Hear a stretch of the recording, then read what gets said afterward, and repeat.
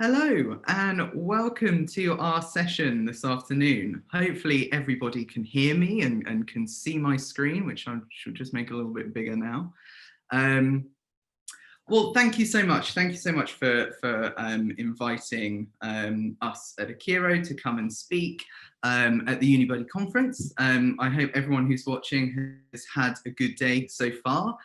We have been jumping into various sessions and we found them all really interesting, super interesting, and lots of really good content that we've seen throughout the day. And so what I'm going to talk about for the next sort of 45 minutes or so is around marketing technology. And fundamentally, how do you use that marketing technology in order to increase applications and really then improve conversions through the different platforms that you might have, and how all of that gets pulled together into a coherent strategy. So as I said, I'm going to aim to talk for about 45 minutes. And then after that, we'll have some maybe 5 minutes or so for any questions. So if anyone does have anything that they'd like to say and to raise during the session, then please do ask.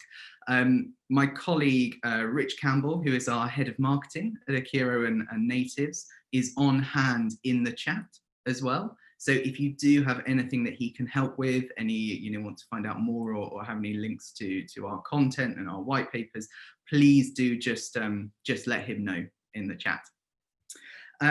We will also be in the speakers lounge as well after this. So if there is something that maybe you'd like a little bit more of a conversation around, something that's a bit longer, please do head over there after this, and then we can have a chat about things there.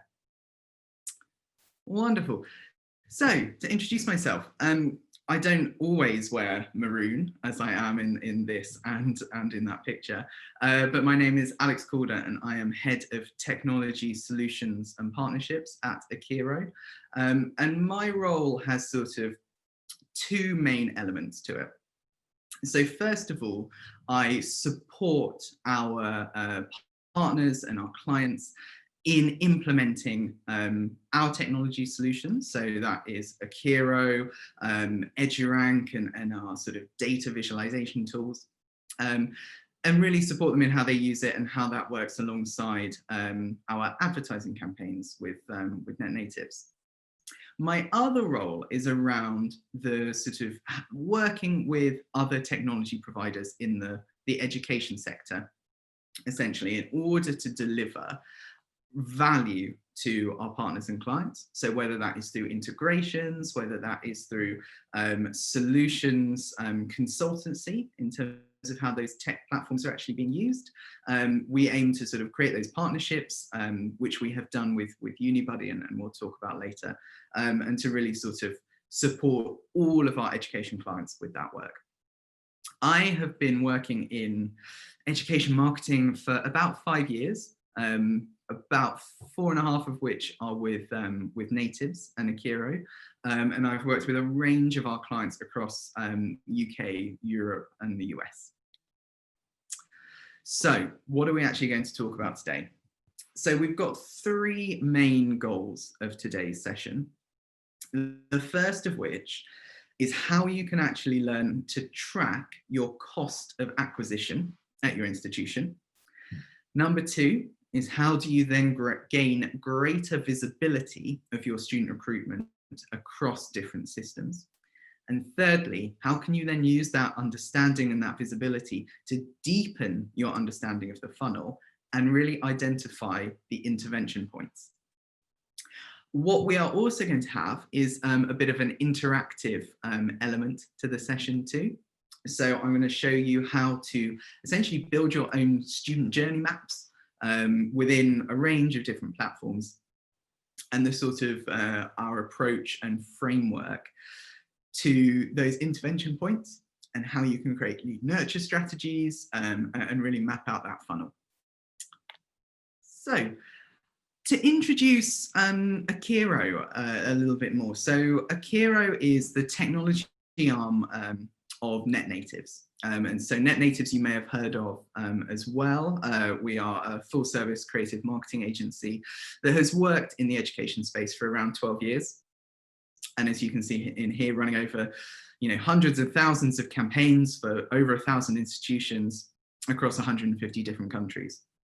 And so what that means is that we have a huge range of expertise in terms of understanding what is working from an advertising perspective in order to generate student inquiries and to run really successful campaigns as well.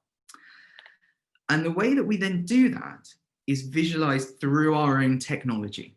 So we have built our tech that brings together all of those data points in order to guarantee student advertising performance.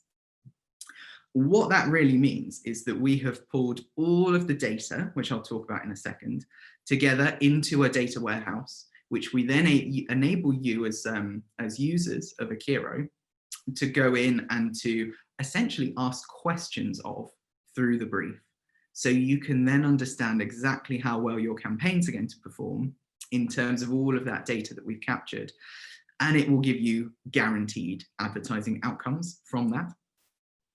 And what we also do, because we understand the importance of integrations and connecting up the technology that you're running your advertising through and doing your recruitment through, we've also got a range of integration connections between our different tech platforms. So whether that is into CRM systems like HubSpot or Salesforce or Slate in the US, or advertising platforms or data visualization tools.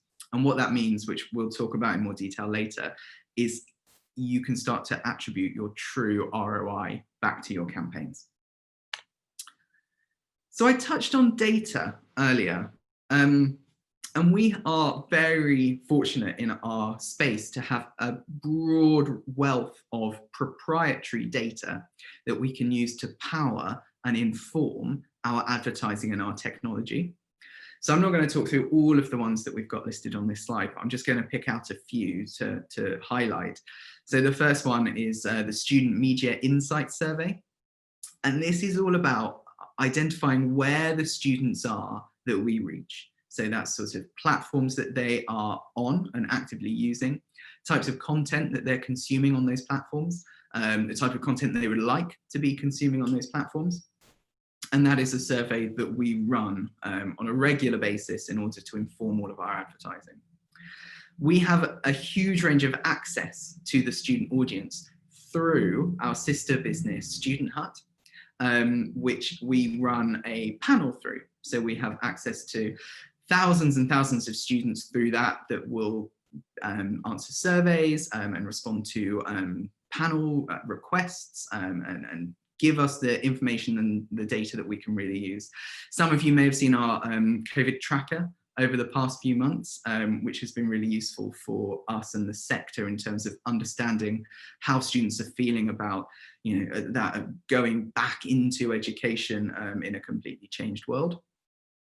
We also have EduRank as well. So EduRank is our social media ranking tool. So we can see the social performance of every UK university, certainly a lot in Europe and in the US as well. We layer that in then with platform data. Alongside the advertising platform data, we also pull in a broad range of third-party data as well into our thinking and our planning. So this could be something like, Met Office data for the weather, to understand how weather affects the sort of messaging and content and creative that we might want to be trying. Whether that's HESA data to understand markets and market selection for those campaigns. Whether it's Google Trend data to understand what are the questions that our audience are asking. Or something like Indeed, where we can sort of pull recruitment stats as well and understand what do people go on and do after they have finished studying the courses that we're working on. Before the session, we've done a little bit of a poll on some of the technology platforms that are in use amongst our partners in the education world. And you can see here that there is just a huge range of those, from platforms like Unibuddy, for example, that peer-to-peer chat, things like Salesforce from the CRM side, SITS from the admissions and student information system side, through to email marketing tools.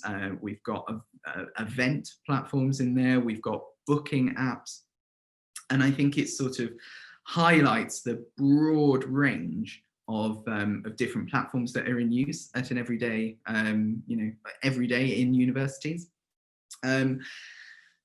For us, it's all about understanding where can we connect and what is the value of connecting those different platforms in order to understand the funnel, essentially, which is what we're going to sort of talk about today.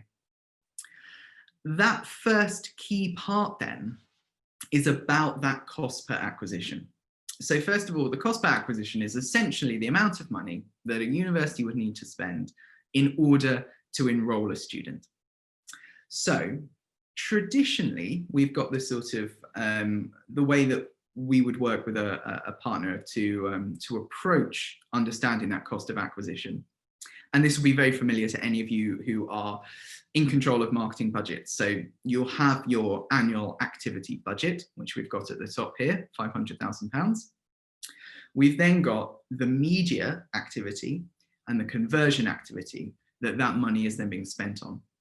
So working from left to right, our first metric that we would look at is impressions. So for a set amount, we would expect a set number of impressions to come back. We've then got the number of clicks. From there, obviously, the number of impressions to the number of clicks is your click-through rate. So by understanding what that click-through rate is, we can start to forecast what those number of clicks would be. Then we get into the sort of more admissions and recruitment side of the process, where we're looking at the number of leads that are captured from a campaign, through to the number of applications, and then through to the number of enrolled students. So at every point in that funnel, there is a conversion rate that we can track. And by tracking that, we can then capture that cost per acquisition and that cost per enrollment as well of that final enrolled student. We can do that because we have all of the data in one place. So even if a student sees an ad and then within that advertising platform goes to click through to a landing page and then fills out a form, regardless of where that form is built, if that's a website form, a CRM form, an email marketing form, we can then pull that data back into that initial advertising platform in order to attribute that conversion back to the advertising. Then if they go on and make an application, then again, we're pulling that data back to the lead and back to the advertising. And finally, that enrollment is the sort of final part of that picture. And by having all of that connected up, we can attribute it back to the spend, which enables us to understand that cost per acquisition in the first place. And what that then enables us to do in the following cycle is to almost flip that budgeting on its head in order to create a zero-based budgeting approach. And zero-based budgeting is, rather than starting with a fixed activity budget at the top, we're actually starting off with how much does it cost us to attract a student and to enroll them. We can then, because we know our conversion rates from before, work backwards so that we know, in this example, it costs just over £4,000 for us to enroll a student. So by then working back from that fixed point in time, we know how much money we need at the top in order to attract the number of students that we need. So by doing that, what we can do is then have a really smart approach to spend in order to, first of all, unlock the required number of students and any more in terms of growth targets, but also potentially even spend less money because you are being smarter with what you're using and plugging it all into the right places. So how do you actually achieve that? I think the key thing here is, as I've been saying, is to have this data in one place, and that visualization happening within your advertising platform. And by doing that, regardless of whether the actual activity is happening in a CRM system or in a student information system, none of that actually matters, because you are still pulling that, that data back into one place. You can then be really smart and think about what is your data telling you about targeting, about performance, about optimization, and how can you use that to A, inform your campaigns, but B, how can you use that to then achieve that zero-based budgeting in the next cycle? Anyone who has got any questions about that at all, please do put them in the chat. Because I've got my slide deck in front of me, I can't see any questions, but hopefully Rich can come in on anything, and then we can pick things up at the end as well. So we've then got our funnel intervention points.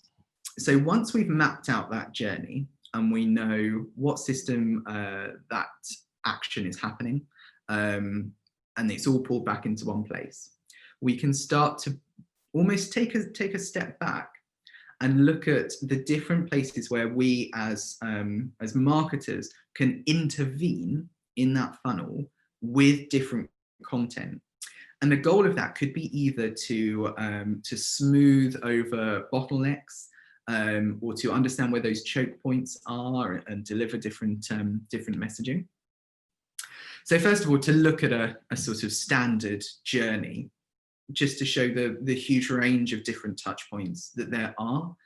And we are very aware from all of the activity that we've run over the past 12 years, how complex the recruitment cycle is, and that it is not just a year, it is going on for multiple years across multiple platforms, with multiple different types of messaging required. But here we can see sort of broadly people start off at the inquiry phase, and that's where our advertising is really important, whether that is advertising through to the website, external listings, working with agents as well. If anyone wants to hear more about sort of how we deal with that agent relationship, please do just let me know and we can have that conversation as well. As well as your sort of nurture strategy as well that backs all of that up, whether that's through emails or SMS or live chat or events.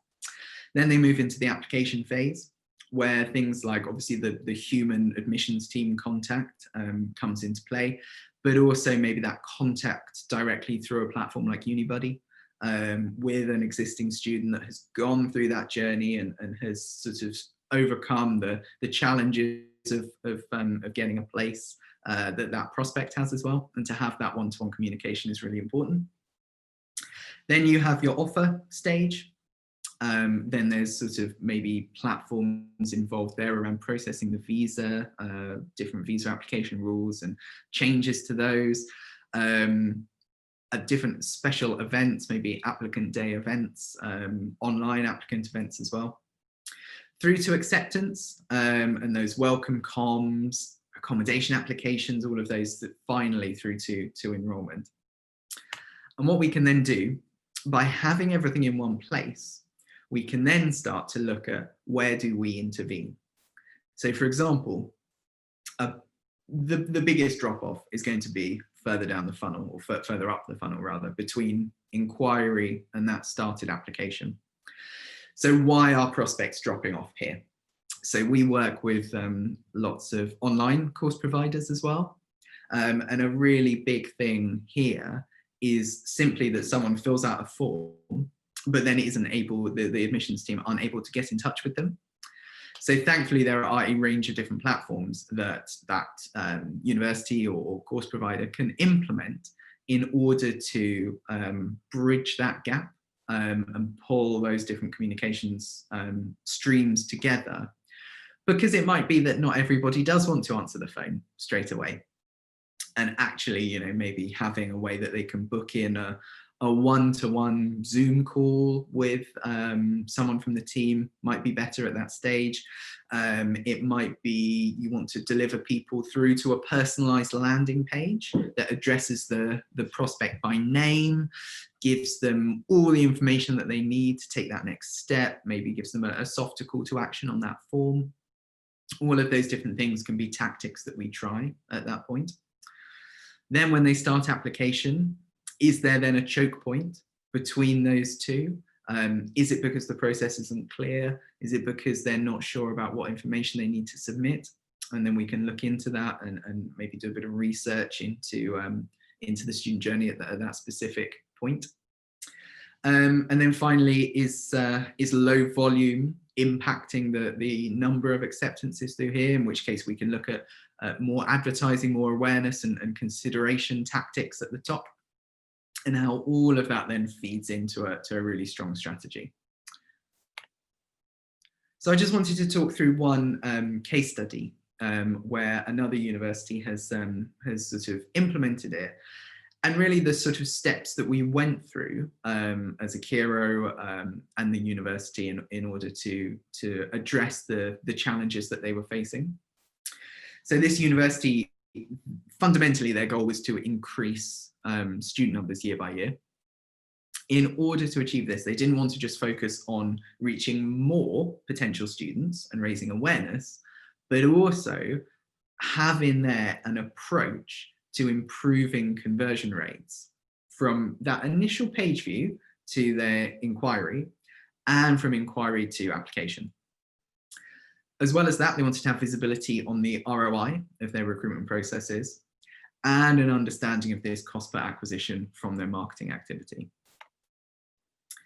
So in order to do that, we went through a sort of 4-phase process. First of all, was running a series of consultancy sessions in order to explore the team's approach to landing pages, to the funnel, to actual recruitment processes, and to the technology that supports those processes. Then the output of that was to produce a report on recommendations. In this case, an extensive series of analysis and recommendations for every element of that strategy that we've just touched on. Then we mapped out the points at which their systems met. So in this case, it was between Akero for their lead generation and their advertising, and Salesforce for their CRM. So we looked at the points, is it that every single lead needs to go into Salesforce, or do we want to do some lead scoring and some qualification within Akero first before passing only the qualified data through to Salesforce? Then we mapped out the email journey. So again, because we've got so much data from the advertising, all of that can be passed through into the email nurture comms, so that we can be really, really targeted, not just on what they submit on the form, but on where they came from. So if they were coming from Facebook, social platform, they might be less ready to start than someone who is a more active audience through Google search. So we can deliver more gentle calls to action. Similarly, if they come from LinkedIn, it might be that they're looking for emails with a completely different tone of voice to an email from Facebook, for example.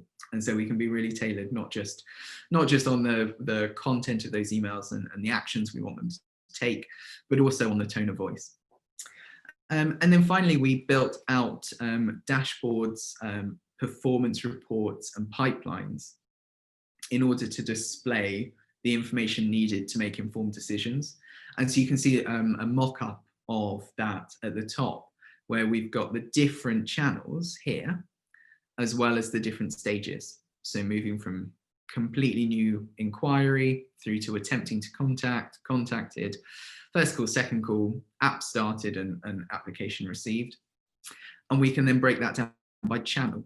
So we know exactly how many applications we've received from Google search, as opposed to any other platform, which is really important for understanding A, that cost of acquisition, but also B, for taking action during the campaigns and while things are live, in order to be optimizing to the right and most qualified audience.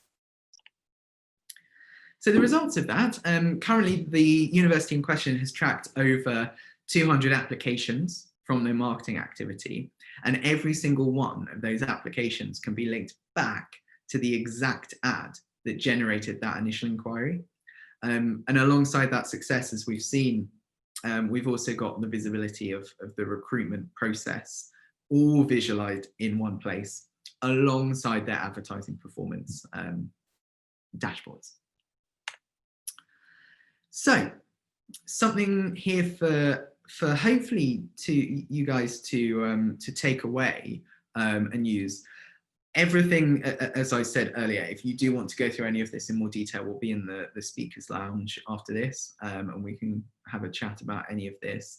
And we've also got some of these resources in our in the sort of post-conference goodie bag as well. So you'll have access to this as well as any other comms. What we're looking at here is sort of very top level student journey map. Pretty much in this example, sort of focused on that advertising journey rather than further down the funnel. So we can see when someone comes in, first of all, as a lead into the platform, we can look at two types of data. So either the campaign data, search, whether they come from a search platform, a social media platform, as I said before, from LinkedIn or from any other platform that you've got campaigns on. And then there's your actual sort of campaign response data as well. Going down the campaign response data side, people are either a broad match, in which case maybe they've submitted the basic information, name, email, telephone number, enough to be contacted, in which case they can still get that sort of awareness comms, supporting messages, CTAs based on that form submission. They could be no match, in which case they can be, moved into other systems. Maybe, as we touched on earlier, the recruitment cycle is many, many years long. So even if someone is not ready at this stage, they could be ready in a couple of years' time, so they can be nurtured again at that point. And I think that's a nice sort of segue almost to talk about first-party data, which we'll go into a bit more detail later, and how important that is. And you as universities are, one of your biggest assets in terms of marketing is the volume of freely given consent first-party data that you have that can be used for communications plans, for retargeting, for remarketing, in order to improve everything that you do in terms of your outreach. So carrying on down the journey here, we've then got some, after those awareness messages, we've got consideration messages. So that's starting to ask something of the lead, maybe directing them to the website, maybe triggering something on an email. It's also creating that time and space bound call to action. So maybe it's about getting someone onto an event, in which case there's going to be a deadline to sign up to that event, or only a certain number of places. So utilizing that type of messaging at that stage. And then it flows through into the intent, decision and post-purchase phase. What is also really important here is then sort of how do you create that content? And to do that, we have this framework called the 4A's, which are audience, assets, actions, and activities. And these are this is our framework for creating really, really strong, successful nurture strategies. So audience, who are we targeting? What segments of our leads are receiving these emails, which is really important in order to understand, who they are, what type of messaging do they need, when do we want to be sending it. Then we've got assets. So what do we actually have to promote our courses or our events? We often run workshops with our partners around these sort of things. So looking at like the types of content that they have, and 9 times out of 10, we will start by the university thinking that they actually don't really have a huge amount of this content. Whereas in actual fact, you are sitting on such a wealth of data, whether that is of content rather, not data, whether that's content from your prospectus that can be pulled out in sort of bite-sized or like snackable chunks to be delivered by emails, whether that is, I know with Unibuddy, for example, students and ambassadors on that platform can produce their own content, which can be used as blog posts and content to be sent out. Testimonials as well, and student success stories. One of the most important things that we always include in these nurture strategies is that social proof. So showing the lead somebody who was in their position but has now gone on and maybe is about to graduate, or maybe has graduated, is now an alumni and has got an amazing career based on what they learned at university. And then showing that through your email comms is really, really important. Then it's the actions. And so what I mean by actions here is what are we asking the lead to do next? What's the call to action? And again, this call to action needs to be related back to the position within the funnel. So if they've only seen one form, the call to action shouldn't be to make an application, but it should be maybe to go and visit the website, maybe to go and view some of those testimonials and those success stories. Maybe it could be to download a brochure or prospectus or something like that. And that type of much softer calls to action are really important in order to really for you to build up an understanding of what's working, and to create that behavior within the audience for them to come and visit the website and to associate you with interesting things that they'd really like to engage with. And the final A is activities. So this is actually how are you sending, triggering, and tracking the engagement of these emails. And this is really, really important because it means you can review. And in the same way as we've talked about from the advertising side, you'll want to always be reviewing these in order to understand what content's cutting through, what actions are resonating with the student and are attracting more engagement than those that aren't. And then for the next cycle, you can use that data to really improve that campaign and that email nurture journey in order to create more engaging content next time. A part of that test and learn approach is lead scoring. And so this is where you can start to essentially create your own propensity to enroll data, because what you can do, every touch point and interaction that a lead has with you can be scored. So for example, that could be when they submit a form, whether they sign up to an event, whether they even click a link within an email. And all of that can then be fed into your data in order to understand what is the likelihood of any given segment to convert or to go on and take an action. You can think of that obviously as you know, that final conversion goal, that making an application, and you can layer in all the data that you've captured about them from UCAS data, from the demographic data, in order to create a real understanding.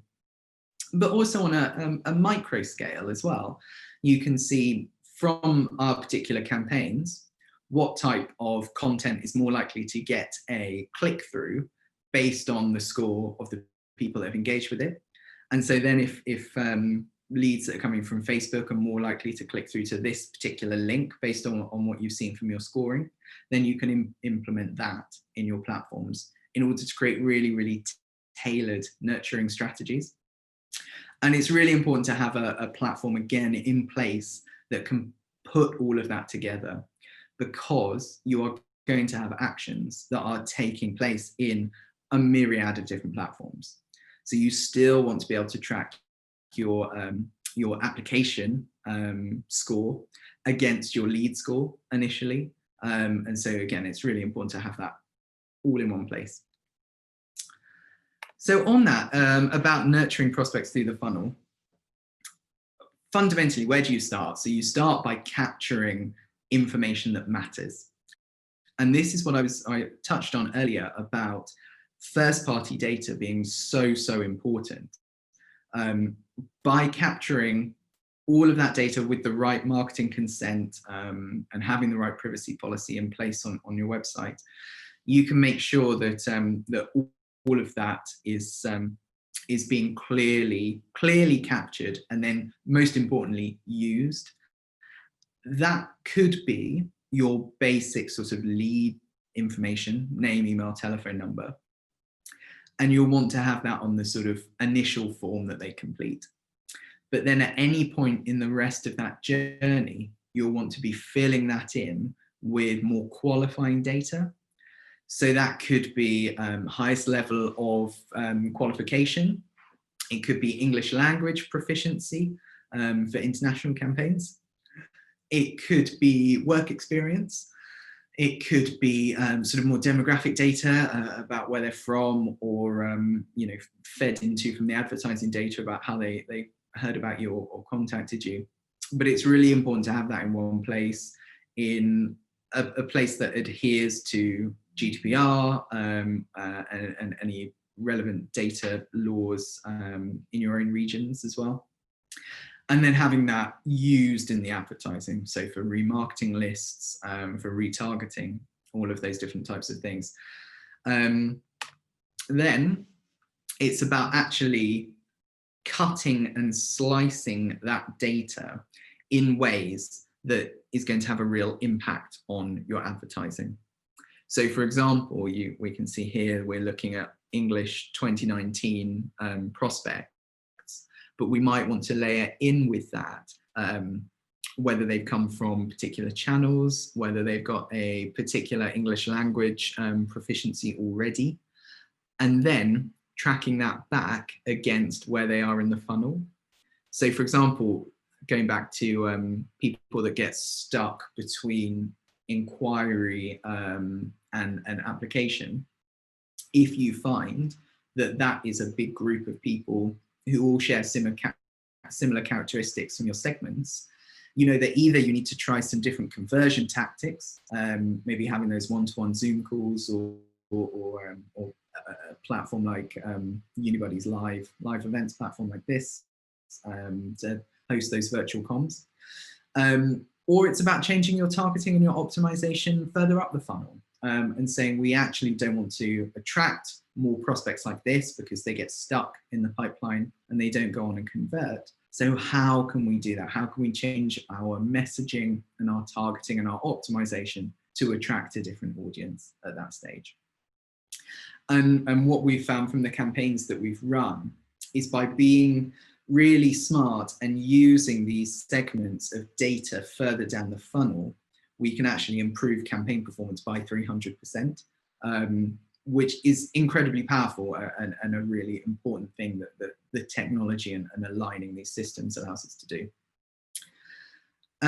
This is something that we found on our national clearing survey, actually, is that 4 out of 10 students would prefer to secure their university place by email.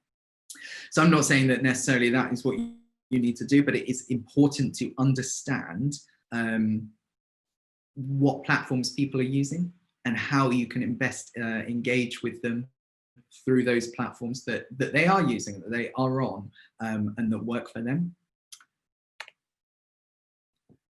Thinking back to communication frequency as well, we, during our COVID tracker, one of the questions earlier on was, how would you like to be contacted, or how often rather would you like to be contacted by universities during the application process? So we actually found that in this case, if we look at this first one here, the majority, in terms of one or the other, wanted to be contacted weekly, whereas in fact when we asked how often did the university contact you, it's much more evenly split between fortnightly, monthly, and even less than monthly. So fundamentally, I think I often sort of get asked by universities about how often should we be sending emails. It's the golden rule is to contact and to email out when you've got something to say. And so if that is useful content, if that is a strong call to action, if that is, you know, a next step that that student will want to take, then it's definitely worth sending those emails more often potentially than you currently are doing. So here I've just pulled together sort of an example of how that tech stack looks, and the points at which data needs to either leave a system or come back into it. So for example, here we've got Akero running the advertising at the top. You may want to send that data straight away into a visualization platform. So you can see that alongside maybe your admissions data or your inquiry data, or any other data from the university, things like social listening or trend data that you want to visualize in there too. Then also sending it into the inquiry management platforms, CRMs like Salesforce, into your admissions portals, as well as having those nurture emails there as well in order to push people through that process. In terms of other systems, so we've talked a lot about different platforms, obviously Unibuddy, things like Zoom or Google Hangouts and pulling that data or that tactic, I suppose, and those tools into your nurture strategy is really important. Online events platforms, booking platforms, international admissions, automation platforms as well are really important to smooth out that process. With Unibuddy, so recently we've been really excited to launch a partnership between Akero and Unibuddy, which is where we can, essentially we've built an integration between the two platforms, so that data captured from Unibuddy forms comes into Akero. And what that enables us to do is to, first of all, use Unibuddy as a conversion tool as part of our advertising campaigns, so that we can say, you know, if someone is getting further down to that intent decision phase, maybe let's try reaching out and directing them to a Unibuddy page where they can have a communication with a current student, where they can speak to them, where they can ask questions and really have that sort of direct social proof with a real person. And it also enables us to look more in depth about that sort of cost per acquisition and treat Unibuddy as another entryway and another touch point within that funnel. And as we say, we're both from our side and from the Unibuddy side really excited about what we can do together.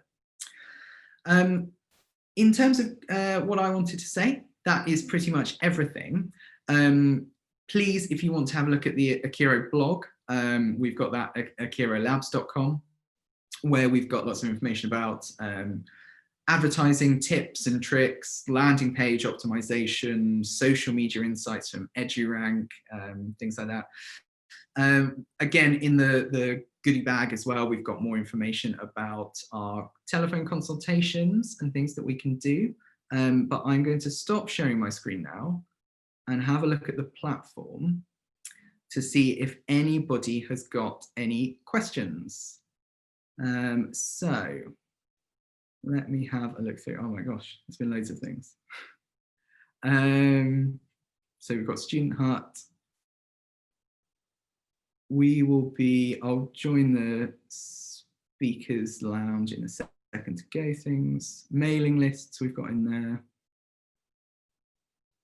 Lead scoring. All right, amazing. Okay, well, there's lots and lots of things in there.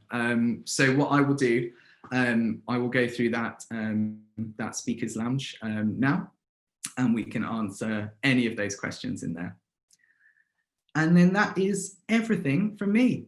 Thank you so much for listening and for dialing in and for joining the live conference. And I look forward to speaking to you all soon. Thank you very much.